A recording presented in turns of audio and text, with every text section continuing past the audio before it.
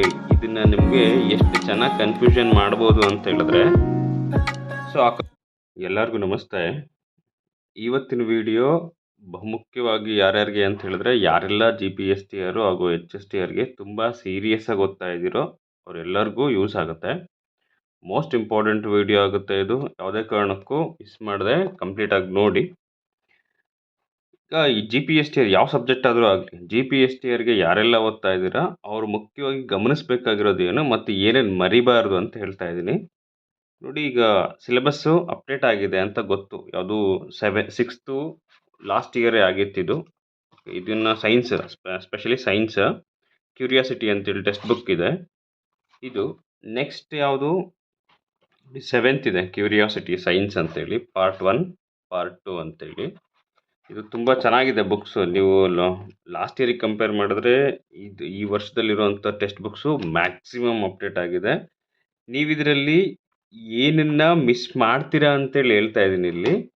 ಅದಾದಮೇಲೆ ನೋಡಿ 8th ಇದೆ, 8th ಕ್ಯೂರಿಯಾಸಿಟಿ ತುಂಬ ಚೆನ್ನಾಗಿದೆ ಬುಕ್ಕು. ಎಲ್ಲರಿಗೂ ಗೊತ್ತು, ಸೊ ಏನೋ ಅಪ್ಡೇಟ್ ಆಗಿರೋ ವಿಚಾರ ಎಲ್ಲರಿಗೂ ಗೊತ್ತು.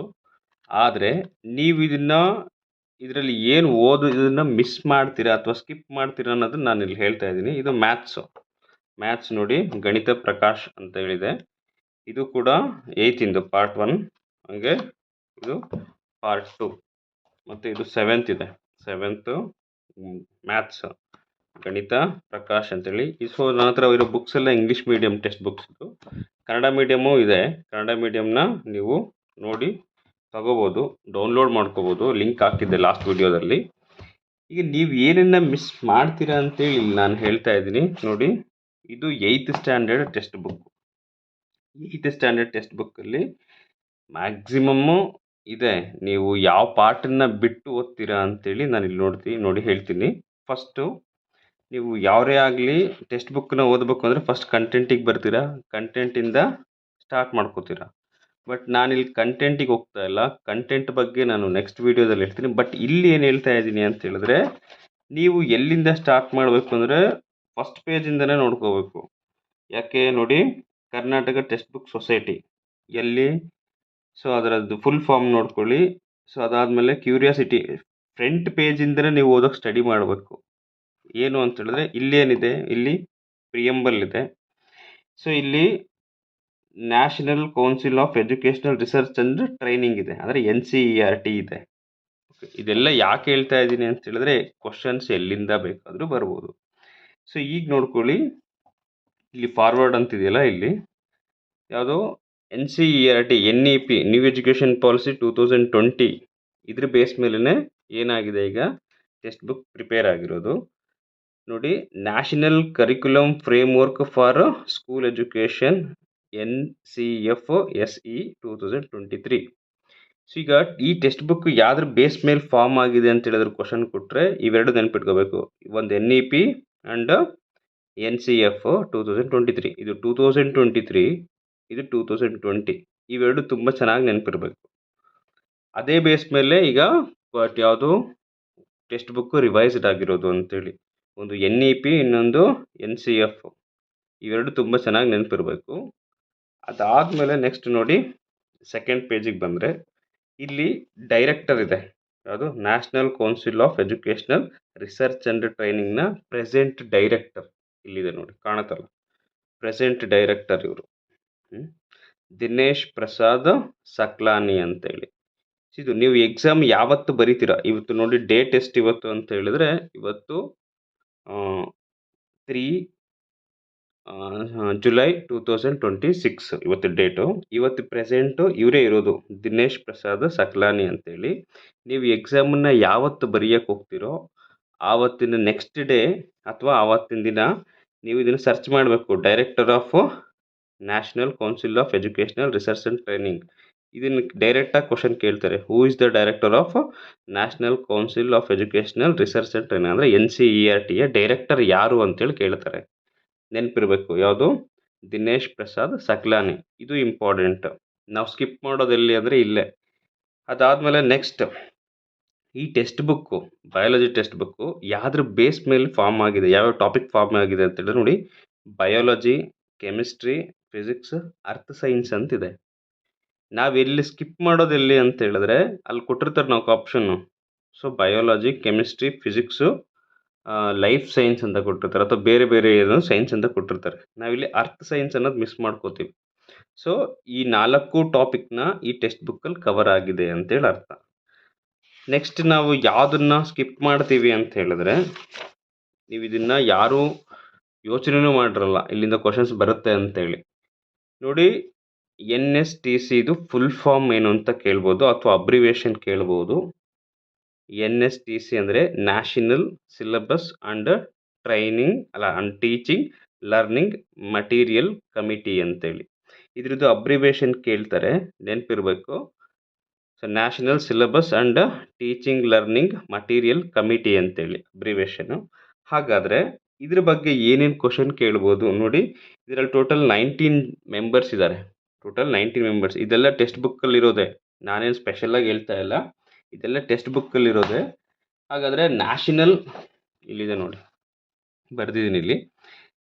NSTC ಅಂದರೆ national syllabus and teaching learning material committee ಅಂತೇಳಿ. ಇದ್ರದ್ದು ಅಬ್ರಿವೇಷನ್ ನೋಡ್ಕೋಬೇಕು. ಈ ಕಮಿಟಿ ಯಾವಾಗ ಫಾರ್ಮ್ ಆಗಿದ್ದು ಅಂದರೆ 2023ಯಲ್ಲಿ ಫಾರ್ಮ್ ಆಗಿದೆ. ಯಾರು ಫಾರ್ಮ್ ಮಾಡಿದ್ದು ಅಂದರೆ NCERT ಅವ್ರು ಫಾರ್ಮ್ ಮಾಡಿರೋದು ಈ ಕಮಿಟಿನ. ಈ ಕಮಿಟಿಯಲ್ಲಿ ಎಷ್ಟು ಜನ ಮೆಂಬರ್ಸ್ ಇರ್ತಾರೆ ಅಂತ ಹೇಳಿದ್ರೆ 19 ಮೆಂಬರ್ಸ್ ಇರ್ತಾರೆ.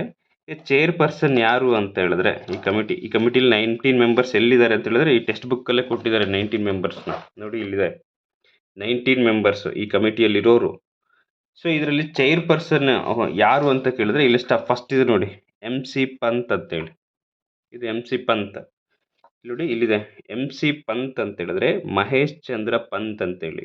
ಯಾವುದು NSTCಯ ಚೇರ್ಪರ್ಸನ್ ಯಾರು ಅಂತ ಕೇಳಿದ್ರೆ ಮಹೇಶ್ ಚಂದ್ರ ಪಂತ್, MC ಪಂತ್ ಅಂತೇಳಿ. ಇವು ಕ್ವಶನ್ಸ್ ಎಕ್ಸಾಮಲ್ಲಿ ಬಂದ ತಕ್ಷಣ ಇದು ಯಾವುದೋ ಸ್ಪೆಷಲಾಗಿ ಕೇಳಿದರೆ, ಯಾವುದೋ ಕರೆಂಟ್ ಅಫೇರ್ಸ್ ಇರಬೇಕು ಅಂತೇಳಿ ಅಂದ್ಕೊಂಡ್ಬಿಡ್ತೀವಿ ನಾವು. 100% ಇದು ಯಾವುದು ಕರೆಂಟ್ ಅಫೇರ್ಸ್ ಅಲ್ಲ. ಇದೆಲ್ಲ ನಮ್ಮ ಟೆಕ್ಸ್ಟ್ ಬುಕ್ಕಲ್ಲಿರೋದೆ, ನೀಟಾಗಿ ನೋಡ್ಕೋಬೇಕು ನಾವು. ಅದಾದಮೇಲೆ ಚೇರ್ಪರ್ಸನ್ ಯಾರು ಅಂತ ಹೇಳಿದ್ರೆ ಮಂಜುಲ್ ಭಾರ್ಗವ. ಎಲ್ಲರಿಗೂ ಇದು ಚೆನ್ನಾಗಿ ನೆನ್ಪಿಡ್ತಾರೆ, ಆದರೆ ಉಪಾಧ್ಯಕ್ಷರು ಯಾರು ಅಂತ ಹೇಳಿದಾಗಲೇ ಗೊತ್ತಾಗಲ್ಲ ನಮಗೆ. ಸೊ ಹಾಗಾಗಿ ಇದು ಮಂಜುಲ್ ಭಾರ್ಗವ್ ನೆನಪಿರಲಿ. ಸೊ ಇದರಲ್ಲಿ ಮತ್ತೆ ಇನ್ಯಾರ್ಯಾರಿದ್ದಾರೆ ಸದಸ್ಯರು ಅಂತ ನೋಡಿದರೆ ಇಲ್ಲಿ ನಾವು ತುಂಬ ನೀಟಾಗಿ ಗಮನಿಸಬೇಕಾಗಿರೋದು ಯಾವುದು ಅಂತ ಹೇಳಿದ್ರೆ, ಇಲ್ಲಿ ಸುಧಾಮೂರ್ತಿ ಇದ್ದಾರೆ ನೋಡಿ. ಸುಧಾಮೂರ್ತಿ ನಮ್ಮ ಕರ್ನಾಟಕದವರು, ಇನ್ಫೋಸಿಸ್ ಇದಾರಲ್ಲ ಅವರು, ಸುಧಾಮೂರ್ತಿ ಅವರಿದ್ದಾರೆ. ಸೊ ಅದಾದಮೇಲೆ ಇಲ್ಲಿ ಶಂಕರ್ ಮಹಾದೇವನ್ ಇದ್ದಾರೆ. ಇವೆಲ್ಲ ಯಾಕೆ ಹೇಳ್ತಾ ಇದ್ದೀನಿ ಅಂದರೆ, ಶಂಕರ್ ಮಹಾದೇವನು ಇವರು ಮ್ಯೂಸಿಷಿಯನ್ ಅಂದರೆ ಸಿಂಗರ್. ಇವರು ಚೆನ್ನಾಗಿ ನೆನ್ಪಿಟ್ಕೋಬೇಕು. ಈ ಸಿಂಗರ್ನು ಕೂಡ ಈ ಕಮಿಟಿಯಲ್ಲಿ ಮೆಂಬರ್ನ ಮಾಡಿದ್ದಾರೆ. ಶಂಕರ್ ಮಹಾದೇವ್ ಹೆಸರು ನೆನ್ಪಿಟ್ಕೋಬೇಕು, ಸುಧಾಮೂರ್ತಿದು ಹೆಸರು ನೆನ್ಪಿಟ್ಕೋಬೇಕು. ಇನ್ನು ಮಿಕ್ಕಿರೆಲ್ಲ ಬೇರೆ ಬೇರೆ ಸ್ಟ್ರೀಮಲ್ಲಿ ಇದ್ದಾರೆ. ಬಟ್ ಆದರೆ ಇವರಿಬ್ಬರು ಮಾತ್ರ, ಒಬ್ಬರು ನಮ್ಮ ಕರ್ನಾಟಕದವರು, ಇವರು ಶಂಕರ್ ಮಹಾದೇವನ್ ಮ್ಯೂಸಿಷಿಯನ್. ಸೊ ಇವರು ಸೇರಿ ಕೊಟ್ಟಿದ್ದಾರೆ. ಹಾಗಾಗಿ ಕೆಲವು ಸಲ ನಾವು ಕನ್ಫ್ಯೂಷನ್ ಆಗಿಬಿಡ್ತೀವಿ ಆಪ್ಷನ್ ನೋಡಿದ ತಕ್ಷಣ. ಹಾಗಾಗಿ ಫಸ್ಟು ನೀವು MC ಪಂತ್ ಇರಲಿ. ಇದರಲ್ಲಿ ಎಷ್ಟು ಜನ ಮೆಂಬರ್ಸ್ ಇರ್ತಾರೆ ಅಂದರೆ 19 ಮೆಂಬರ್ಸ್ ಇರ್ತಾರೆ. ಸೊ ಇದನ್ನು ಯಾರು ಕನ್ಸ್ಟಿಟ್ಯೂಟ್ ಮಾಡ್ತಾರೆ ಅಂದರೆ NCERT ಅವರೇ ಇದನ್ನು ಫಾರ್ಮ್ ಮಾಡೋದು. ಇಷ್ಟು ಚೆನ್ನಾಗಿ ನೆನ್ಪಿಟ್ಕೋಬೇಕು. ಇದ್ರ ಅಬ್ರಿವೇಷನ್ ನೆನ್ಪಿಟ್ಕೋಬೇಕು. ಇದಿಷ್ಟು ನೋಡಿ, ಒಂದೇ ಒಂದು ಕ್ವಶನ್ ಮಿಸ್ ಆಗಬಾರ್ದು. ರೀಸನ್ ಏನು ಅಂತ ಹೇಳಿದ್ರೆ, ಒಂದೊಂದು ಮಾರ್ಕ್ಸು ಕೂಡ ಸಾವಿರಾರು ಜನನ್ನ ತುಳ್ಕೊಂಡು ಮೇಲಕ್ಕೆ ಬರುತ್ತೆ ರ್ಯಾಂಕಿಂಗು. ಕೆಲವು ಸಲ ಒಂದೊಂದು ಮಾರ್ಕ್ಸಲ್ಲೇ ಜಾಬ್ ಸುಮಾರು ಮಿಸ್ ಆಗಿದೆ, ನಂದು ಮಿಸ್ ಆಗಿದೆ ಹಾಗೆಲ್ಲ. ಬಟ್ ಹಾಗಾಗಿ ಒಂದು ಮಾರ್ಕ್ಸು ಮಿಸ್ ಮಾಡ್ಕೋಬಾರ್ದು ಅಂದರೆ ನೀವು ಕಂಪ್ಲೀಟಾಗಿ ಎಲ್ಲ ಓದಲೇಬೇಕು. ಸೊ ನೆಕ್ಸ್ಟ್ ಇನ್ನೇನು ಸಿಗುತ್ತೆ ಇದರಲ್ಲಿ ಅಂತ ಹೇಳಿದ್ರೆ, ಓಕೆ, ಇಲ್ಲಿ ಯಾವುದೋ ಕಾನ್ಸ್ಟಿಟ್ಯೂಷನ್ ಆಫ್ ಇಂಡಿಯಾದಲ್ಲಿ ಆರ್ಟಿಕಲ್ 51A ಕೊಟ್ಟಿದ್ದಾರೆ. ಇದು ತುಂಬ ಎಲ್ಲರಿಗೂ ಗೊತ್ತು. ಯಾರೆಲ್ಲ ಕಾಂಪಿಟೇಟಿವ್ ಎಕ್ಸಾಮ್ಸಿಗೆ ಓದ್ತಾ ಇದ್ದೀರಾ ಅವರು ಇಂಡಿಯನ್ ಕಾನ್ಸ್ಟಿಟ್ಯೂಷನ್ದು ಡೀಟೇಲ್ ಆಗಿ ಓದಿರ್ತೀರ. ಬಟ್ ಆದರೆ ಇಲ್ಲಿ ನೀವು ಅಬ್ಸರ್ವ್ ಮಾಡಬೇಕಾಗಿರೋದೇನು ಅಂತ ಹೇಳಿದ್ರೆ, ನೋಡಿ ಇಲ್ಲಿದೆ. ಸೊ ಯಾವುದು ಇಂಡಿಯನ್ ಕಾನ್ಸ್ಟಿಟ್ಯೂಷನಲ್ಲಿ K 51A ಅಲ್ಲಿ K ನೋಡ್ಕೋತೀವಿ. K ಏನು ಹೇಳುತ್ತೆ ಅಂದರೆ, so who is the parent or guardian to provide opportunity for education to his child. ಅಂದರೆ ಮಗು ಕೊಡಬೇಕಲ್ಲ, ಮಗುವಿಗೆ ಓದಿಸ್ಲೇಬೇಕು ಅಂತೇಳಿ. ಆದರೆ ಏಜ್ ಕೊಟ್ಟಿದ್ದಾರೆ ನೋಡಿ, ಇಲ್ಲಿ 6 and 14 years, 6ರಿಂದ 14 ವರ್ಷದ ಮಗುವಿಗೆ ಎಜುಕೇಷನನ್ನು ಕೊಡೋದು ಕಡ್ಡಾಯ ಅಂತೇಳಿ ಹೇಳುತ್ತೆ. ಇಲ್ಲಿ ನೀವು ಯಾವುದನ್ನು ಅಬ್ಸರ್ವ್ ಮಾಡಬೇಕು ಅಂದರೆ, ಆರ್ಟಿಕಲ್ 51A ಇಲ್ಲಿ ನೋಟ್ ಕೊಟ್ಟಿದ್ದಾರಲ್ಲ, ಇದನ್ನು ನೋಡ್ಕೋಬೇಕು. ಯಾವುದು ಅಂತ ಹೇಳಿದ್ರೆ ಈ ಡ್ಯೂಟೀಸ್ನ 42ನೇ ತಿದ್ದುಪಡಿಯಲ್ಲಿ 76ರಲ್ಲಿ ಸೇರಿಸ್ತಾರೆ. ಬಟ್ ಇದು ಯಾವಾಗಿಂದ ಜಾರಿಗೆ ಬರುತ್ತೆ ಅಂತ ಕೇಳ್ತಾರಲ್ಲ, ಇದು ನಮಗೆಲ್ಲೂ ಸಿಗಲ್ಲ. ಯಾವ ಬುಕ್ಕಲ್ಲೂ ಸಿಗಲ್ಲ ನಿಮಗೆ. ಇಲ್ಲಿ ಮಾತ್ರ ಕೊಟ್ಟಿದ್ದಾರೆ. ಇಲ್ಲಿ ಕೊಟ್ಟಿದ್ದಾರೆ ಅಂದರೆ ಅದು ಮೋಸ್ಟ್ ಇಂಪಾರ್ಟೆಂಟ್ ಅಂತ. ನೋಡಿ ಇಲ್ಲಿ ಕೊಟ್ಟಿದ್ದಾರೆ. ಜನವರಿ 3, 1977 ಅಂದರೆ ಜಾನ್ 3, 1977 ಜಾರಿಗೆ ಬರುತ್ತೆ. ಈ ಜಾರಿಗೆ ಬರೋದನ್ನು ಇಂಪಾರ್ಟೆಂಟ್ ನೋಡ್ಕೋಬೇಕು ನೀವು. ಇದೆಲ್ಲ ಕೊಟ್ಬಿಟ್ಟು ಯಾವಾಗ ಜಾರಿಗೆ ಬಂತು ಅಂತ ಕೇಳಿದ್ರೆ ನಮಗೆ ಗೊತ್ತಿರಲ್ಲ. ನಾವು ಆಪ್ಷನ್ ನೋಡಿದ ತಕ್ಷಣ ಯಾವುದು 76 ಅಮೆಂಡ್ಮೆಂಟ್ ಅಲ್ಲ 76 ಅಂತ ಹಾಕ್ಬಿಡ್ತೀವಿ. ಸೊ ಇದು ನೆನ್ಪಿಟ್ಕೋಬೇಕು. ಅದಾದಮೇಲೆ ಇಲ್ಲಿದೆ ನೋಡಿ, ಇದು ಕೆ ಯಾವಾಗ ಸೇರಿಸ್ತು ಅಂದರೆ ಕಾನ್ಸ್ಟಿಟ್ಯೂಷನ್ಗೆ 86ನೇ ತಿದ್ದುಪಡಿಯಲ್ಲಿ 2002ರಲ್ಲಿ ಸೇರಿಸ್ತೀವಿ ಇದನ್ನ ಯಾವುದು 51A ಅಲ್ಲಿ ಕೆನ 86ನೇ ತಿದ್ದುಪಡಿಯಲ್ಲಿ 2002ರಲ್ಲಿ ಸೇರಿಸ್ತೀವಿ. ಬಟ್ ಇದು ಯಾವಾಗಿಂದ ಜಾರಿಗೆ ಬಂತು ಅಂತ ಕೇಳಿದ್ರೆ ಅಂದರೆ 6ರಿಂದ 14 ವರ್ಷದ ಮಗುವಿಗೆ ಕಡ್ಡಾಯವಾಗಿ ಶಿಕ್ಷಣವನ್ನು ಕೊಡಬೇಕು ಅಂತೇಳಿ ಯಾವಾಗಿಂದ ಜಾರಿಗೆ ಬಂತು ಅಂತ ಯಾರಾದರೂ ಕೇಳಿದ್ರೆ ಇದು ನೆನ್ಪಿಟ್ಕೋಬೇಕು. ಡೇಟ್ April 1, 2010 ಅಂತ. ಇದನ್ನೇ ನಾವೆಲ್ಲ ಮರೆಯೋದು. ಇದನ್ನು ನೆಗ್ಲೆಕ್ಟ್ ಮಾಡಿಬಿಡ್ತೀವಿ. ಈ ಡೈರೆಕ್ಟಾಗಿ ಇಲ್ಲಿ ಟೆಕ್ಸ್ಟ್ ಬುಕ್ ಅಂದ ತಕ್ಷಣ ಕಂಟೆಂಟಿಂದನೇ ಸ್ಟಾರ್ಟ್ ಮಾಡ್ಕೊಂಡ್ಬಿಡ್ತೀವಿ. ಬಟ್ ಕಂಟೆಂಟ್ಗಿಂತ ಇಂಪಾರ್ಟೆಂಟ್ ಯಾವುದು ಅಂತ ಹೇಳಿದ್ರೆ ಇದು ಕ್ವಶನ್ಸ್ ಎಲ್ಲಿಂದ ಪಿಕ್ ಮಾಡ್ತಾರೆ ಅಂತ ಹೇಳಿದ್ರೆ ಇಲ್ಲಿಂದ ಪಿಕ್ ಮಾಡ್ತಾರೆ. ನಮಗೆ ಗೊತ್ತಾಗಲ್ಲ, ನಾವು ಎಷ್ಟೆಲ್ಲ ಓದಿದ್ರು, ಯಾವ ಬುಕ್ಕೆಲ್ಲ ಓದಿದ್ರು ನಮಗೆ ಇಂಥವು ಸಣ್ಣದಾಗಿರುವಂಥ ಇಂಪಾರ್ಟೆಂಟ್ ಪಾಯಿಂಟ್ಸ್ ನಮಗೆ ಸಿಗಲ್ಲ. ನಾವು ಯಾವುದೋ ಇನ್ನೊಂದು ಬುಕ್ ಓದಬೇಕೇನೋ, ದೊಡ್ಡ ಆಥರ್ ಬುಕ್ ಓದಬೇಕೇನೋ ಅಂತ ಅಂದ್ಕೊಂಡ್ಬಿಡ್ತೀವಿ. ನೆನಪಿರಲಿ ಯಾವುದು. ಸೊ 86ನೇ ತಿದ್ದುಪಡಿ ಫಂಡಮೆಂಟಲ್ ಡ್ಯೂಟೀಸಲ್ಲಿ ಕೆನ ಯಾವಾಗ ಸೇರಿಸ್ತಾರೆ ಅಂತ ಹೇಳಿದ್ರೆ 86ನೇ ತಿದ್ದುಪಡಿ 2002. ಬಟ್ ಯಾವಾಗಿಂದ ಜಾರಿಗೆ ಬಂತು ಅಂತ ಕೇಳಿದ್ರೆ April 1, 2010 ಜಾರಿಗೆ ಬಂತು. ಇಲ್ಲಿ ತಿದ್ದುಪಡಿ 2002, ಜಾರಿಗೆ ಬಂದಿದ್ದು 2010 April 1. ಇದನ್ನು ಯಾರೂ ಗೆಸ್ ಮಾಡೋಕ್ಕೆ ಸಾಧ್ಯನೇ ಇರಲ್ಲ. ಹಾಗಾಗಿ ನೋಡ್ಕೊಳ್ಳಿ, ಮೋಸ್ಟ್ ಇಂಪಾರ್ಟೆಂಟ್ ಪಾಯಿಂಟ್ ಇದು ಬರೀ ಇಂಗ್ಲೀಷ್ ಮೀಡಿಯಮ್ಮು ಅಥವಾ ಕನ್ನಡ ಮೀಡಿಯಮ್ಮು ಅಥವಾ ಸೈನ್ಸು ಆರ್ಟ್ಸು ಅಂಥೇಳಿ ಭೇದ ಭಾವ ಮಾಡೋಂಗೇ ಇಲ್ಲ ಇದರಲ್ಲಿ. ಎಲ್ಲರೂ ಕೂಡ GK ಕ್ವಶನ್ ಪೇಪರ್ನ ಅಟೆಂಡ್ ಮಾಡಲೇಬೇಕಲ್ಲ, ಅದರಲ್ಲಿ ಕ್ವಶನ್ಗಳು ಬರೋ ಸಾಧ್ಯತೆಗಳು ಇಂಥವೆ, ನೆನ್ಪಿಟ್ಕೋಬೇಕು. ಸೊ ಅದಾದಮೇಲೆ ಇನ್ನೂ ಬೇರೆ ಟೆಕ್ಸ್ಟ್ ಬುಕ್ಸಲ್ಲೆಲ್ಲ ಇದೆ. ಯಾವುದು ಕೆಲವು ಇದರಲ್ಲಿ ಕ್ಯೂರಿಯಾಸಿಟಿ 7th ಟೆಕ್ಸ್ಟ್ ಬುಕ್ಕಲ್ಲಿದೆ. ಏನು ಇದೆ ನೋಡಿ, ಒಂದು ನಿಮಿಷ.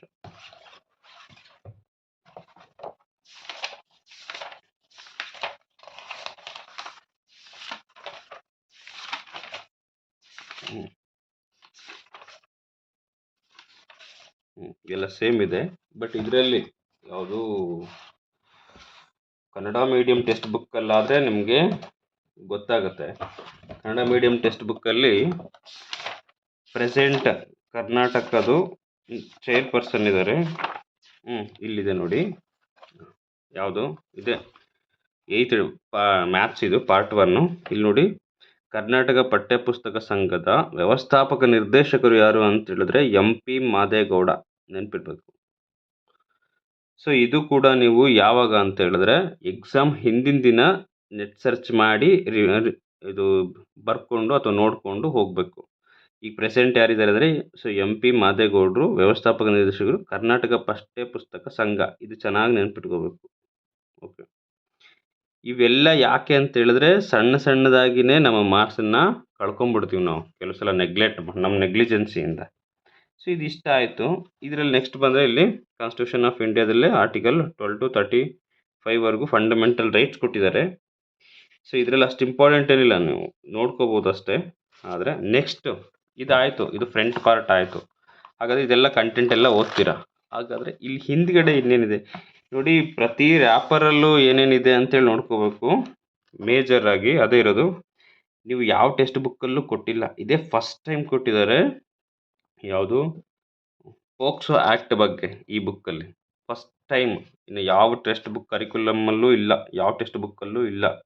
ಫಸ್ಟ್ ಟೈಮು ಏನು ಹೊಸದಾಗಿ ರಿವೈಸ್ಡ್ ಆಗಿದೆಯಲ್ಲ ಸಿಲೆಬಸ್ಸು, ಇದರಲ್ಲಿ ಮಾತ್ರನೇ ಯಾವ್ದು ಕೊಟ್ಟು ಪೋಕ್ಸೋ ಆ್ಯಕ್ಟ್ ಬಗ್ಗೆ ಕೊಟ್ಟಿದ್ದಾರೆ. ಬಟ್ ಈ ಆ್ಯಕ್ಟ್ ಬಗ್ಗೆ ಏನೇನಿದೆ, ಇದರಲ್ಲಿ ಏನೇನು ಓದ್ಕೋಬೇಕು ಅಂತೇಳಿ 1 by 1 ಹೇಳ್ತಾ ಹೋಗ್ತೀನಿ. ನೀಟಾಗಿ ಅಬ್ಸರ್ವ್ ಮಾಡಿ.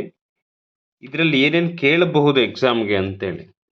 ಓಕೆನಾ. ನೀವು ಕೆಲವು ಸಲ ಓದಿದ್ರು ಏನು ಓದ್ಕೋಬೇಕು ಏನು ಫೋಕಸ್ ಮಾಡಬೇಕು ಅಂತೇಳಿ ಗೊತ್ತಾಗಲ್ಲ. ಬಟ್ ಒನ್ ಬೈ ಒನ್ ಡಿಟೇಲಾಗಿ ಹೇಳ್ತಾ ಹೋಗ್ತೀನಿ, ಸ್ವಲ್ಪ ನೀಟಾಗಿ ಚೆನ್ನಾಗಿ ನೋಡ್ಕೊಳ್ಳಿ. ಇದು 8th standard text book part 1 science, ಹಾಗೆ ಇದು ಮ್ಯಾಥ್ಸ್ ಪಾರ್ಟ್ 1. ಈ ಎರಡೂ ಬುಕ್ಕಲ್ಲಿ ಮಾತ್ರ ಕೊಟ್ಟಿರೋದು ಲಾಸ್ಟ್ ಪೇಜಲ್ಲಿ ಪೋಕ್ಸೋ ಆ್ಯಕ್ಟ್ ಬಗ್ಗೆ ಕೊಟ್ಟಿದ್ದಾರೆ. ಇದರಲ್ಲೂ ಲಾಸ್ಟ್ ಪೇಜು, ಅಗೇನ್ ಇದರಲ್ಲೂ ಕೂಡ ಲಾಸ್ಟ್ ಪೇಜ್. ಇದು ಸೈನ್ಸ್ ಬುಕ್ಕು, ಇದು ಮ್ಯಾಥ್ಸ್ ಬುಕ್. ಲಾಸ್ಟ್ ಪೇಜಲ್ಲಿ ಇದೆ ಪೋಕ್ಸೋ ಆ್ಯಕ್ಟ್, ಎರಡೂ ಸೇಮ್. ಬಟ್ ಇನ್ನು ಯಾವ ಟೆಕ್ಸ್ಟ್ ಬುಕ್ಕಲ್ಲೂ ಇಲ್ಲ. ನಾವು ನೆಗ್ಲೆಕ್ಟ್ ಮಾಡೋ ಪಾರ್ಟ್ ಇದೆ. ಇದರಲ್ಲಿ ಸುಮಾರು ಸೆಕ್ಷನ್ಸ್ ಕೊಟ್ಟಿದ್ದಾರೆ. ಓಕೆ, ಸುಮಾರು ಸೆಕ್ಷನ್ಸ್ ಇದೆ. ಯಾವ್ಯಾವ ಸೆಕ್ಷನ್ನಲ್ಲಿ ಏನೇನು ಬರುತ್ತೆ ಅಂತೇಳಿ ಈಗ ಒನ್ ಬೈ ಒನ್ ಡೀಟೇಲಾಗಿ ನೋಡೋಣ. ಫಸ್ಟ್ ನಿಮಗೆ ಕನ್ಫ್ಯೂಸ್ ಮಾಡೋ ಕ್ವಶನ್ ಒಂದು ಏನು, POCSO Act full form of POCSO Act ಅಂತ ಕೇಳಿದ್ರೆ, ಪೋಕ್ಸೋ ಆ್ಯಕ್ಟ್ ಯಾವಾಗ ಬಂತು ಅಂತ ಹೇಳಿದ್ರೆ 2012. ಅದು ಇಯರ್ ನೆನ್ಪಿಟ್ಕೋಬೇಕು. ಪೋಕ್ಸೋ ಆ್ಯಕ್ಟ್ ಯಾವಾಗಿಂದ ಅಂತ ಹೇಳಿದ್ರೆ 2012ಇಂದ ಬರುತ್ತೆ. ಪೋಕ್ಸೋ ಫುಲ್ ಫಾರ್ಮ್ ಏನು ಅಂತ ಹೇಳಿದ್ರೆ protection of children from sexual offences act 2022 ಅಂತೇಳಿ. ಏನು ಪೋಕ್ಸೋ ಅಂದರೆ protection of children from sexual offences ಅಂತೇಳಿ. ಓಕೆ, ಇಲ್ಲಿ ನಿಮಗೆ ಕನ್ಫ್ಯೂಷನ್ ಮಾಡೋಕ್ಕೆ ಏನು ಕೇಳಿದೆ ಅಂದರೆ protection of children from sexual offences ಬದಲಾಗಿ protection of child from sexual offences ಅಂತ ಕೊಡ್ತಾರೆ. ಆವಾಗ ನಿಮ್ಗೆ ಏನಾಗುತ್ತೆ, ಕನ್ಫ್ಯೂಷನ್ ಸ್ಟಾರ್ಟ್ ಆಗುತ್ತೆ, ಅದು ಚಿಲ್ಡ್ರನ್ನ ಚೈಲ್ಡಾ ಅಂತೇಳಿ. ಸೊ ಹಾಗಾಗಿ ಸಿಲ್ಲಿಯಾಗಿ ಅನಿಸುತ್ತೆ ಈಗ, ಬಟ್ ಎಕ್ಸಾಮಲ್ಲಿ ಆಪ್ಷನ್ ನೋಡಿದಾಗ ಗೊತ್ತಾಗೋದು ನಮಗೆ ಕನ್ಫ್ಯೂಷನ್ ಯಾವ ಮಟ್ಟಿಗೆ ಆಗಿದೆ ಅಂತೇಳಿ. ಸೊ ನೋಡಿ, ಆ್ಯಕ್ಟ್ ಒಂದು ನೆನಪಿರಬೇಕು, protection of children from sexual offences act 2022, ಈ ಇಯರು ಗೊತ್ತಿರಬೇಕು. ಈಗ ಇದ್ರ ಪ್ರಕಾರ ಆ್ಯಸ್ ಪರ್ ಸೆಕ್ಷನ್ 2D, ಇದು ಸೆಕ್ಷನ್ 2D ಏನು ಹೇಳುತ್ತೆ ಅಂದರೆ, ಚೈಲ್ಡ್ ಅಂದರೆ ಅದರ ಅರ್ಥ ಹೇಳುತ್ತೆ. ಚೈಲ್ಡ್ ಅಂದರೆ, ಸೊ ಇದ್ರ ಮೀನ್ಸ್ ಏನು, person below the age of 18 years ಅಂತ. ಅಂದರೆ 18 ವರ್ಷದ ಒಳಗಿರುವಂಥ ವ್ಯಕ್ತಿಯನ್ನು ನಾವು ಚೈಲ್ಡ್ ಅಂತ, ಅಂದರೆ ಮಗು ಅಂತೇಳಿ ಕರಿತೀವಿ ಅಂತೇಳಿ. ಇದನ್ನು ನಿಮಗೆ ಎಷ್ಟು ಚೆನ್ನಾಗಿ ಕನ್ಫ್ಯೂಷನ್ ಮಾಡ್ಬೋದು ಅಂತ ಹೇಳಿದ್ರೆ, so according to POCSO Act child means ಅಂತೇಳಿ ಕೊಡ್ತಾರೆ. 4 ಆಪ್ಷನ್ ಇರುತ್ತೆ, 0 to 14, 0 to 16, 6 to 14, ಅಥವಾ 6 to 18, ಅಲ್ಲ 0 to 18 ಅಂತೇಳಿ. ನಾವು 18 ಅಂದರೆ ಅದು ಅಲ್ಲ ಅನ್ಕೋತೀವಿ. ಬಟ್ ಪೋಕ್ಸೋ ಆ್ಯಕ್ಟ್ ಪ್ರಕಾರ as per section 2D child ಅಂದರೆ ಯಾರ್ಯಾರು, ಏಜ್ ಆಫ್ ಬಿಲೋ 18 years ಅಂತ. 18 ವರ್ಷದ ಒಳಗಡೆ ಇರೋ ಬರೀ ಹೆಣ್ಣು ಮಗು ಮಾತ್ರ ಅಲ್ಲ, ಗಂಡು ಮಗು ಅಥವಾ ಎಲ್ಲರೂ ಕೂಡ, ಅಂದರೆ ಗಂಡಾಗಲಿ ಹೆಣ್ಣಾಗಲಿ 18 ವರ್ಷದ ಒಳಗಿರುವಂಥ ಎಲ್ಲರನ್ನು ನಾವು ಚೈಲ್ಡ್ ಅಂತೇಳಿ ಕನ್ಸಿಡರ್ ಮಾಡ್ತೀವಿ ಅಕಾರ್ಡಿಂಗ್ ಟು ಪೋಕ್ಸೋ ಆ್ಯಕ್ಟ್ 2012. ಇದೇ ಫಸ್ಟ್ ಕ್ವಶನ್ ಅಂತ ಅಂದ್ಕೊಳ್ಳಿ, ಮೋಸ್ಟ್ ಇಂಪಾರ್ಟೆಂಟ್ ಕ್ವಶನ್ನು, ನೆನ್ಪಿಟ್ಕೋಬೇಕಿದು. ನಾವೇನು ಅನ್ಕೊಂಡ್ಬಿಡ್ತೀವಿ 14 years ಅಷ್ಟೇ ಅಂತ ಅನ್ಕೊಂಡ್ಬಿಡ್ತೀವಿ, ಆವಾಗಲೇ ನಮಗೆ ಕನ್ಫ್ಯೂಷನ್ ಸ್ಟಾರ್ಟ್ ಆಗೋದು. ಸೊ ಫಸ್ಟ್ ಇಂಪಾರ್ಟೆಂಟ್ ಪಾಯಿಂಟ್ ಇದು.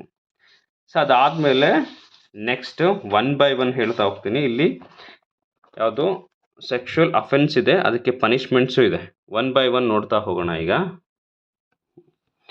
ನೋಡಿ, ಮೊದಲನೇದಾಗಿ ಸೆಕ್ಷುವಲ್ ಅಫೆನ್ಸ್ ಇದೆ, ಆಮೇಲೆ ಅದಕ್ಕೆ ಪನಿಷ್ಮೆಂಟ್ ಇದೆ. ಇಲ್ಲಿ ಸೆಕ್ಷನ್ 3 ನೋಡ್ಕೋಬೇಕು. ಸೆಕ್ಷನ್ 3 ಪ್ರಕಾರ ಪೆನೆಟ್ರೇಟಿವ್ ಅಸಾಲ್ಟ್ ಅಂತಿದೆ, ಅಂದರೆ ಭೇದಕ ಲೈಂಗಿಕ ಹಲ್ಲೆ ಅಂತೇಳಿ. ಯಾವುದಾದ್ರೂ ಮಗುವಿನ ಮೇಲೆ ಯಾವುದಾದ್ರೂ ವ್ಯಕ್ತಿ ದೌರ್ಜನ್ಯವನ್ನು ಎಸಗಿದ್ರೆ, ಯಾವುದ್ರ ಪ್ರಕಾರ, ಸೆಕ್ಷನ್ 3 ಪ್ರಕಾರ, any person who commits a penetrative sexual assault on a child ಅಂತೇಳಿ. ದೌರ್ಜನ್ಯ ಎಸಗಿದ್ರೆ ಮಗುವಿನ ಮೇಲೆ ಸೆಕ್ಷನ್ 3 ಪ್ರಕಾರ ಪನಿಷ್ಮೆಂಟ್ ಏನು ಕೊಡ್ತಾರೆ ಅಂತ ಹೇಳಿದ್ರೆ ನೋಡಿ, ರಿಗೋರಸ್ imprisonment not less then 10 years ಅಂತೇಳಿ. ಅಂದರೆ 10 ವರ್ಷಗಳಿಗಿಂತ ಕಡಿಮೆ ಇಲ್ಲದ ಕಠಿಣ ಸಜೆ ಅಂತ. ಅಂದರೆ ಜೈಲು ಶಿಕ್ಷೆ ಮಿನಿಮಮ್ 10 years ಇರುತ್ತೆ, ಅಥವಾ ಅದು ಜೀವಾವಧಿಯಾದರೂ ಆಗಬಹುದು. ಯಾವುದು, which may extent to life imprisonment and fine ಅಂತ. ಅಂದರೆ ಅದು ಜೀವಾವಧಿ ಶಿಕ್ಷೆನೂ ಕೊಡಬಹುದು ಮತ್ತು ದಂಡನೂ ವಿಧಿಸಬಹುದು ಅಂತ. ಫಸ್ಟ್ನೇದು ಯಾವುದು, ಭೇದಕ ಲೈಂಗಿಕ ಹಲ್ಲೆ. ನೋಡಿ, ಇಂಗ್ಲೀಷಲ್ಲೇ ನೋಡ್ಕೋಬೇಕು ನೀವು, ಕನ್ನಡದಲ್ಲಿ ವರ್ಡ್ಸು ನಿಮ್ಗೆ ಅರ್ಥ ಆಗಲಿ ಅಂತೇಳಿ ಇಲ್ಲಿ ಕನ್ನಡ ಕೊಟ್ಟಿದ್ದೀನಿ. ಕೆಲವು ಸಲ ಕನ್ನಡದಲ್ಲಿ ರಾಂಗ್ ಆಗಿ ಬರುತ್ತೆ ಕ್ವಶನ್ ಪೇಪರ್ಸಲ್ಲಿ. ನೀವು ಪೆನೆಟ್ರೇಟಿವ್ ಸೆಕ್ಷುವಲ್ ಅಸಲ್ಟ್ ಯಾವುದು ಅಂದರೆ ಸೆಕ್ಷನ್ 3 ಹೇಳುತ್ತೆ, ಅದಕ್ಕೇನು ಮಿನಿಮಮ್ 10 years ಅಥವಾ ಅದನ್ನು ಜೀವಾವಧಿ ಶಿಕ್ಷೆಯಾಗಿ ಮಾಡ್ಬೋದು, ಮತ್ತು ಫೈನು ಕೂಡ ಬರುತ್ತೆ. ಯಾವುದ್ರ ಪ್ರಕಾರ? ಸೆಕ್ಷನ್ 4 ಪ್ರಕಾರ. ಇದೊಂದು ತುಂಬ ಚೆನ್ನಾಗಿ ನೆನ್ಪಿಟ್ಕೋಬೇಕು. ನೆಕ್ಸ್ಟ್ ನೋಡಿ, ಮೊದಲನೇದಾಗಿ ಇಲ್ಲಿ ಸೆಕ್ಷುವಲ್ ಅಫೆನ್ಸ್ ಇದೆ, ಅದಕ್ಕೆ ಪನಿಷ್ಮೆಂಟ್ ಇದೆ. ಫಸ್ಟ್ ಯಾವುದು ಅಂತ ಹೇಳಿದ್ರೆ ಪೆನೆಟ್ರೇಟಿವ್ ಸೆಕ್ಷುವಲ್ ಅಸಲ್ಟ್ ಅಂತೇಳಿ, ಅದನ್ನು ಕನ್ನಡದಲ್ಲಿ ಭೇದಕ ಲೈಂಗಿಕ ಹಲ್ಲೆ ಅಂತೇಳಿ ಕರಿತೀವಿ. ಅಂದರೆ ಏನು? Any person who commits a penetrative sexual assault on a child ಅಂತೇಳಿ, ಅದು ಸೆಕ್ಷನ್ 3 ಪ್ರಕಾರ. ಅಂದರೆ ಮಗುವಿನ ಮೇಲೆ ಭೇದಕ ಲೈಂಗಿಕ ಹಲ್ಲೆ ಅಥವಾ ಏನಂತ ಅದನ್ನು ದೌರ್ಜನ್ಯ ಅಂತ ಕರಿತೀವಿ. ಏನಾದರೂ ಲೈಂಗಿಕವಾಗಿ ದೌರ್ಜನ್ಯವನ್ನು ಎಸಗಿದರೆ ಅದಕ್ಕೆ ಪನಿಷ್ಮೆಂಟ್ ಏನು ಸಿಗುತ್ತೆ? Minimum not less then 10 years. ಅಂದರೆ ಇಂಪ್ರೈಸನ್ಮೆಂಟ್ ಅಂದರೆ ನೋಡಿ, 10 ವರ್ಷಗಳಿಗಿಂತ ಕಡಿಮೆ ಇಲ್ಲದೆ ಕಠಿಣ ಸಜೆ ಅಂತ. ಅಂದರೆ ಮಿನಿಮಮ್ 10 ವರ್ಷ ಜೈಲು ಶಿಕ್ಷೆ ಆಗುತ್ತೆ. ಅದರ ಜೊತೆಗೆ ಕೆಲವು ಸಲ ಏನಾಗ್ಬೋದು, ಅದನ್ನು ಜೀವಾವಧಿ ಶಿಕ್ಷೆಯಾಗಿ ಕನ್ವರ್ಟ್ ಮಾಡ್ಬೋದು. ನೋಡಿ, ಜೀವಾವಧಿ ಸಜೆಯವರೆಗೆ ವಿಸ್ತರಿಸಬಹುದು ಮತ್ತು ದಂಡ ವಿಧಿಸಬಹುದು. ಈ ಮೂರು ಚೆನ್ನಾಗಿ ನೆನ್ಪಿಟ್ಕೋಬೇಕು. ಒಂದ್ಯಾವುದು? ಸೆಕ್ಷನ್ 3 ಪ್ರಕಾರ ಲೈಂಗಿಕ ಹಲ್ಲೆಯನ್ನು ನಡೆಸಿದರೆ ಏನಾಗುತ್ತೆ? ಪೆನೆಟ್ರೇಟಿವ್ ಲೈಂಗಿಕ ಹಲ್ಲೆ ಅಥವಾ ಪೆನೆಟ್ರೇಟಿವ್ ಸೆಕ್ಷುವಲ್ ಅಸಲ್ಟ್ ಅಂತ ಕರಿತೀವಿ. ಇಂಗ್ಲೀಷ್ ವರ್ಡ್ಸನ್ನೇ ನೀವು ತುಂಬ ಚೆನ್ನಾಗಿ ಪ್ರಾಕ್ಟೀಸ್ ಮಾಡ್ಕೋಬೇಕು, ನೆನ್ಪಿಟ್ಕೋಬೇಕು. ಕೆಲವು ಸಲ ಕನ್ನಡ ವರ್ಡ್ಸು ಪ್ರಾಪರಾಗಿ ಬರಲ್ಲ, ಎಲ್ಲಿ ಕ್ವಶನ್ ಪೇಪರಲ್ಲಿ, ಎಕ್ಸಾಮಲ್ಲಿ. ಸೊ ಹಾಗಾಗಿ ಇಂಗ್ಲೀಷಲ್ಲೇ ನೋಡ್ಕೊಳ್ಳಿ.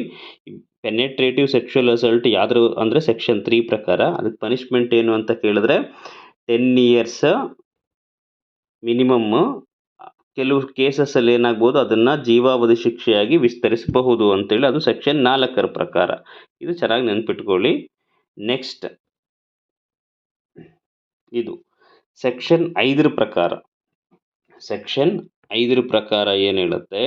ಅಗ್ರೆಸಿವ್ ಪೆನೆಟ್ರೇಟಿವ್ ಸೆಕ್ಷುವಲ್ ಅಸಲ್ಟ್ ಅಂತ, ತೀವ್ರ ಭೇದಕ ಲೈಂಗಿಕ ಹಲ್ಲೆ ಅಂತೇಳಿ ಕರಿತೀವಿ. ತುಂಬ ಮೇಜರಾಗಿ ಏನಾದರೂ ಆಗಿದ್ರೆ ಅವ್ರ ಮೇಲೆ ಹರಾಸ್ಮೆಂಟ್ ಅಥವಾ ದೌರ್ಜನ್ಯ ತುಂಬ ಮೇಜರಾಗಿ ಆಗಿತ್ತು ಅಂದರೆ ಆ ಸಂದರ್ಭದಲ್ಲಿ ಏನಾಗುತ್ತೆ? ಮಿನಿಮಮ್ 20 ವರ್ಷಗಳವರೆಗೆ ಜೈಲು ಶಿಕ್ಷೆ ಕೊಡ್ತೀವಿ. Okay, rigorous imprisonment not less than 20 years ಅಂತ 20 ವರ್ಷಗಳವರೆಗೂ ಕೊಡ್ತಾರೆ ಮಿನಿಮಮ್ಮು. ಬಟ್ ಅದು ಏನಾಗ್ಬೋದು, ಕೆಲವು ಕೇಸಸಲ್ಲಿ ಎಕ್ಸ್ಟೆಂಡ್ ಮಾಡ್ಬೋದು, ಅದನ್ನು ಏನಂತ ಜೀವಾವಧಿ ಶಿಕ್ಷೆಯಾಗಿ ಎಕ್ಸ್ಟೆಂಡ್ ಮಾಡ್ಬೋದು. ಅದ್ರ ಜೊತೆಗೆ ಏನು ಮಾಡ್ಬೋದು, ಅಥವಾ ಮರಣದಂಡನೆ ಆದರೂ ಕೊಡಬಹುದು, ಮತ್ತು ಅದಕ್ಕೆ ದಂಡನೂ ವಿಧಿಸಬಹುದು. ಇವು ಮೂರೂ ಚೆನ್ನಾಗಿ ನೆನ್ಪಿಟ್ಕೋಬೇಕು. ತುಂಬ ತೀವ್ರ ಅಂದರೆ ಅಗ್ರೆಸಿವ್ ಪೆನೆಟ್ರೇಟಿವ್ ಸೆಕ್ಷುವಲ್ ಅಸಲ್ಟ್ ಸೆಕ್ಷನ್ 5 ಬಗ್ಗೆ 5ಅಲ್ಲಿ ಹೇಳುತ್ತೆ. ಅದಕ್ಕೆ ಶಿಕ್ಷೆ ಸೆಕ್ಷನ್ 6ರಲ್ಲಿ ಹೇಳುತ್ತೆ. ಏನಂತ? ಅಗ್ರೆಸಿವ್ ಅಂತಿತ್ತು ಅಂದರೆ ಅಥವಾ ಅಗ್ರಿವೇಟೆಡ್ ಅಂತ ಇತ್ತು ಅಂತ ಕೇಳಿದ್ರೆ ತುಂಬ ತೀವ್ರವಾಗಿದೆ ಅಂತೇಳಿ, ತುಂಬ ದೌರ್ಜನ್ಯ ತುಂಬ ತೀವ್ರವಾಗಿದೆ ಅಂತೇಳಿ ಅದಕ್ಕೆ 20 ವರ್ಷ ಜೈಲು ಶಿಕ್ಷೆ ಮಿನಿಮಮ್ ಅಥವಾ ಜೀವಾವಧಿ ಶಿಕ್ಷೆ ಅಥವಾ ಮರಣದಂಡನೆ ವಿಧಿಸ್ತಾರೆ, ಮತ್ತು ಜೊತೆಗೆ ದಂಡ. ಈ ದಂಡನೂ ನೆನ್ಪಿಟ್ಕೋಬೇಕು. ಯಾವುದು? ಸೆಕ್ಷನ್ 6 ಪ್ರಕಾರ. Next section 7. ಈ ಸೆಕ್ಷನ್ 7 ಏನು ಹೇಳುತ್ತೆ ಅಂತ ಹೇಳಿದ್ರೆ ಸೆಕ್ಷುವಲ್ ಅಸಲ್ಟ್ ಅಂತ, ಲೈಂಗಿಕ ಹಲ್ಲೆ. ಮಾಮೂಲಾಗಿ ಇದು ಅಂದರೆ ತುಂಬ ತೀವ್ರವಾಗಲ್ಲ. ಸೊ ಲೈಂಗಿಕ ಉದ್ದೇಶದಿಂದ ಹಲ್ಲೆ ಮಾಡಿದ್ದಿದ್ರೆ ಮಗುವಿನ ಮೇಲೆ ಏನು, ಮಗುವಿನ ಖಾಸಗಿ ಅಂಗಗಳನ್ನು ಲೈಂಗಿಕ ಉದ್ದೇಶದಿಂದ ಸ್ಪರ್ಶಿಸುವುದು ಅಥವಾ ಮಗುವನ್ನು ಯಾವುದೇ ವ್ಯಕ್ತಿಯನ್ನು ಸ್ಪರ್ಶಿಸುವಂತೆ ಮಾಡುವುದು. ಚೆನ್ನಾಗಿ ನೆನ್ಪಿಟ್ಕೋಬೇಕು. ಸೆಕ್ಷನ್ 7 ಇದು. ಅಂದರೆ touching the private part of a child are making the child touch any person for sexual intent ಅಂತ. ಇದು ಸೆಕ್ಷನ್ 5 ಹೇಳುತ್ತೆ. ಸೊ ಇದ್ರ ಪ್ರಕಾರ ಏನಾಗುತ್ತೆ? ಮಿನಿಮಮ್ ಏನು, ನಾಟ್ ಲೆಸ್ ದೆನ್ 3 ಇಯರ್ಸ್, 3 ವರ್ಷಗಳಿಗೆ ಕಡಿಮೆ ಇಲ್ಲದಂತೆ ಜೈಲು ಶಿಕ್ಷೆ ಆಗುತ್ತೆ, ಅಥವಾ ಅದು 5 ವರ್ಷಗಳವರೆಗೆ ವಿಸ್ತರಿಸಬಹುದು ಮತ್ತು ದಂಡ ವಿಧಿಸಬಹುದು. ಅರ್ಥ? ಇದಕ್ಕೂ ಮತ್ತು ಸೆಕ್ಷನ್ 3 ಸೆಕ್ಷನ್ 5 ಅವು ಬೇರೆ ಬೇರೆ ಇದೆ. ಅದು ಸೆಕ್ಷುವಲ್ ಪೆನಿಟ್ರೇಟಿವ್ ಅಸಲ್ಟು, ಅಗ್ರಿವೇಟೆಡ್ ಸೆಕ್ಷುವಲ್ ಪೆನಿಟ್ರೇಟಿವ್ ಅಸಲ್ಟ್ ಅವು ಬೇರೆ. ಇದು ಸೆಕ್ಷುವಲ್ ಅಸಲ್ಟ್ ಅಥವಾ ಏನಂತ ಲೈಂಗಿಕ ಉದ್ದೇಶದಿಂದ ಏನಾದರೂ, ಸೊ ಯಾವುದು ಖಾಸಗಿ ವ್ಯಕ್ತಿಗಳು ಯಾರಾದರೂ ಬೇರೆಯವರು ಏನು ಮಗುವಿನ ಸ್ಪರ್ಶ ಮಾಡಿದ್ರೆ ಅದಕ್ಕೆ ದಂಡ ಅಂಥೇಳಿ. ನೆಕ್ಸ್ಟ್ ಸೆಕ್ಷನ್ 9 ಇದೆ. ಸೆಕ್ಷನ್ 9 ಏನು ಹೇಳುತ್ತೆ ಅಂತ ಹೇಳಿದ್ರೆ ಅಗ್ರಿವೇಟೆಡ್ ಸೆಕ್ಷುವಲ್ ಅಸಲ್ಟ್ ಅಂದರೆ ತೀವ್ರ ಲೈಂಗಿಕ ಹಲ್ಲೆ. ತೀವ್ರ ಲೈಂಗಿಕ ಹಲ್ಲೆ ಅಂತ ಹೇಳಿದ್ರೆ ಲೈಂಗಿಕವಾಗಿ ಹಲ್ಲೆ ಮಾಡಿದ್ದಿದ್ರೆ ಯಾವ ಥರ ಕಂಪ್ಲೀಟಾಗಿ ಲೈಂಗಿಕವಾಗಿ ಹಲ್ಲೆ ಮಾಡಿದಿದ್ರೆ ಅದಕ್ಕೆ ಮಿನಿಮಮ್ 5 ವರ್ಷಗಳಿಗಿಂತ ಕಡಿಮೆ ಇಲ್ಲದ ಸಜೆ ಆಗುತ್ತೆ, ಅಥವಾ 7 ವರ್ಷಗಳವರೆಗೆ ವಿಸ್ತರಿಸಬಹುದು, ಅಥವಾ ದಂಡನೂ ವಿಧಿಸ್ಬೋದು. ಯಾವುದು ಸೆಕ್ಷನ್ 10 ಪ್ರಕಾರ. ಇದಿಷ್ಟು ನೆನ್ಪಿಟ್ಕೋಬೇಕು. ಅದಾದ ನೆಕ್ಸ್ಟ್ ನೋಡಿ, ನೆಕ್ಸ್ಟ್ ಇಲ್ಲಿದೆ ಯಾವುದು ಸೆಕ್ಷುವಲ್ ಹರಾಸ್ಮೆಂಟ್ ಆನ್ ಚೈಲ್ಡ್ ಅಂತ. ಮಗುವನ್ನ ಲೈಂಗಿಕ ಕಿರುಕುಳ ಏನಾದರೂ ಕೊಟ್ಟರೆ ಸೆಕ್ಷನ್ 11 ಪ್ರಕಾರ. ಇದು ಇಂಪಾರ್ಟೆಂಟ್, ನೋಡ್ಕೊಳ್ಳಿ. ಸೆಕ್ಷನ್ 11 ಪ್ರಕಾರ ಮಗುವಿನ ಮೇಲೆ ಸೆಕ್ಷುವಲ್ ಹರಾಸ್ಮೆಂಟ್ ಏನಾದರೂ ಮಾಡಿದ್ರೆ ಸೊ ಎಷ್ಟು ಕೊಡ್ತಾರೆ, ಇಲ್ಲಿ ಕಾಣುತ್ತೆ ನೋಡಿ, 3 ವರ್ಷಗಳವರೆಗೆ ವಿಸ್ತರಿಸಬಹುದಾದ ಸಜೆ ಅಂತ. ನೋಡಿ ಇಲ್ಲಿ 3 ವರ್ಷಗಳವರೆಗೆ ವಿಸ್ತರಿಸಬಹುದು, ಮತ್ತೆ ದಂಡನು ಹಾಕಬಹುದು. ಸೆಕ್ಷನ್ 12 ಪ್ರಕಾರ ನೆನಪಿರ್ಬೇಕು ಇದು ಎಷ್ಟು.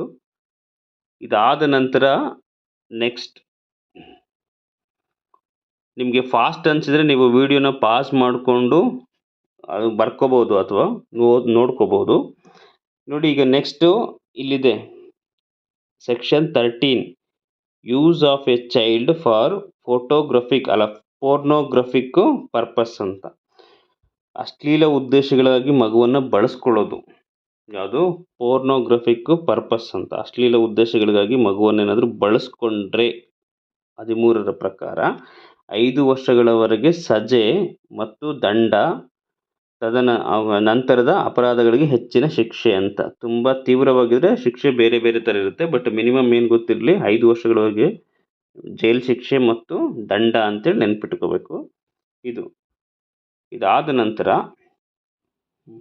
ನೆಕ್ಸ್ಟ್ ಸೆಕ್ಷನ್ 15 ಏನು ಹೇಳುತ್ತೆ ಅಂತ ಹೇಳಿದ್ರೆ storage or possession of pornographic material involving a child ಅಂತೇಳಿ. ಅಂದರೆ ಏನು, ಮಗುವನ್ನು ಒಳಗೊಂಡ ಅಶ್ಲೀಲ ವಸ್ತುಗಳ ಸಂಗ್ರಹ ಅಥವಾ ಸ್ವಾಧೀನ ಅಂತ. ಅದಕ್ಕೆ ಇಂಥದ್ದೇ ಅಂತೇಳಿಲ್ಲ, ಅಂದರೆ ಏನು 3 ವರ್ಷಗಳವರೆಗೆ ಏನು ಮಾಡ್ಬೋದು, ಜೈಲು ಶಿಕ್ಷೆ ಮತ್ತು ದಂಡನ ವಿಧಿಸ್ತಾರೆ. ನೆಕ್ಸ್ಟ್ ಸೆಕ್ಷನ್ 16 ಇದೆ ನೋಡಿ. ಸೆಕ್ಷನ್ 16 ಏನು ಹೇಳುತ್ತೆ, abetment of on offence under POCSO.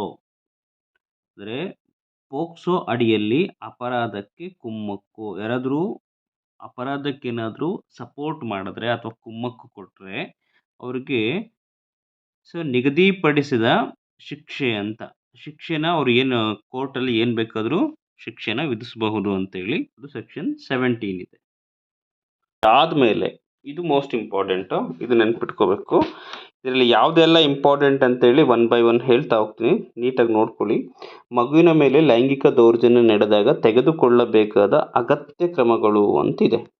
ಯಾವ್ಯಾವ ಕ್ರಮ ತಗೋಬೇಕು, ಯಾವ್ಯಾವ ಸೆಕ್ಷನ್ ಪ್ರಕಾರ ಅಂತೇಳಿ ನೋಡಿ. ಸೆಕ್ಷನ್ 19 ಪ್ರಕಾರ ಲೈಂಗಿಕ ಅಪರಾಧದ ಬಗ್ಗೆ ತಿಳಿದಿರುವ ಯಾವುದೇ ವ್ಯಕ್ತಿಯು ತಕ್ಷಣವೇ ವಿಶೇಷ ಬಾಲಾಪರಾಧಿ ಪೊಲೀಸ್ ಘಟಕ SJUP ಅಂತೇಳಿ ಕರಿತೀವಿ.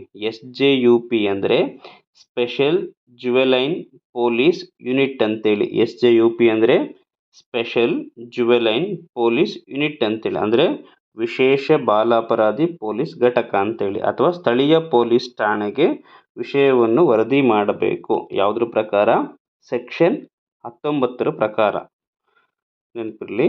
ನೆಕ್ಸ್ಟ್ ಇದು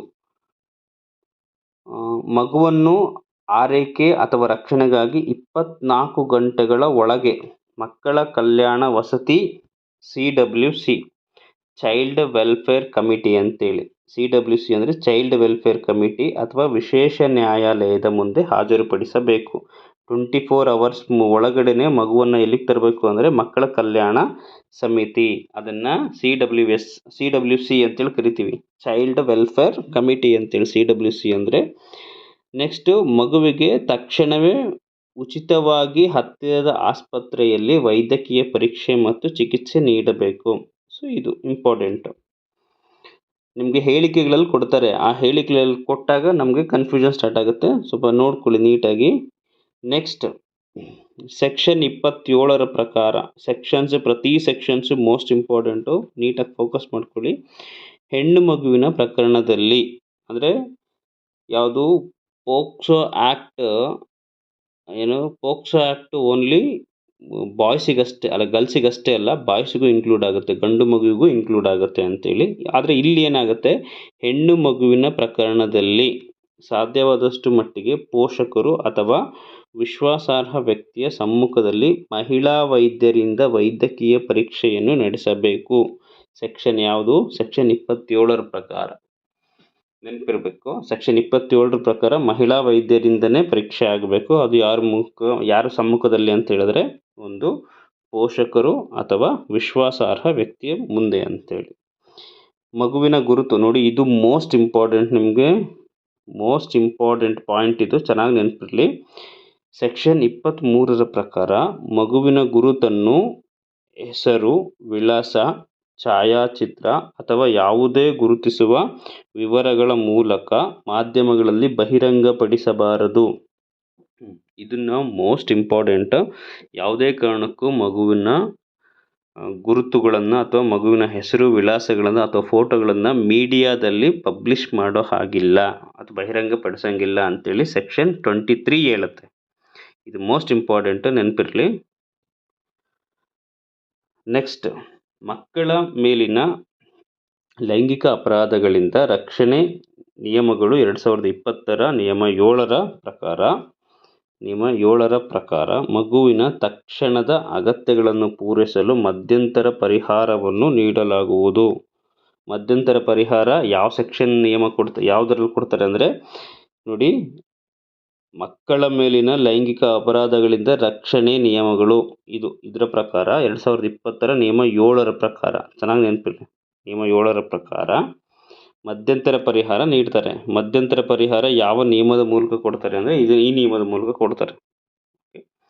ನೆಕ್ಸ್ಟ್, ಮಕ್ಕಳ ಮೇಲಿನ ಲೈಂಗಿಕ ಅಪರಾಧಗಳಿಂದ ರಕ್ಷಣಾ ಕಾಯ್ದೆ 2012 ಸೆಕ್ಷನ್ 44 ಅಂದರೆ ಪೋಕ್ಸೋ ಆ್ಯಕ್ಟ್ ಸೆಕ್ಷನ್ 44ರ ಪ್ರಕಾರ ಕರ್ನಾಟಕ ರಾಜ್ಯ ಮಕ್ಕಳ ಹಕ್ಕುಗಳ ರಕ್ಷಣಾ ಆಯೋಗ KSCPCR ಅಂತೇಳಿ, ಅಂದರೆ Karnataka state commission for protection of child rights ಅಂತೇಳಿ, ಅದನ್ನೇ ಕನ್ನಡದಲ್ಲಿ ಕರ್ನಾಟಕ ರಾಜ್ಯ ಮಕ್ಕಳ ಹಕ್ಕುಗಳ ರಕ್ಷಣಾ ಆಯೋಗ ಅಂತ ಹೇಳ್ತಿರ್ತೀವಿ.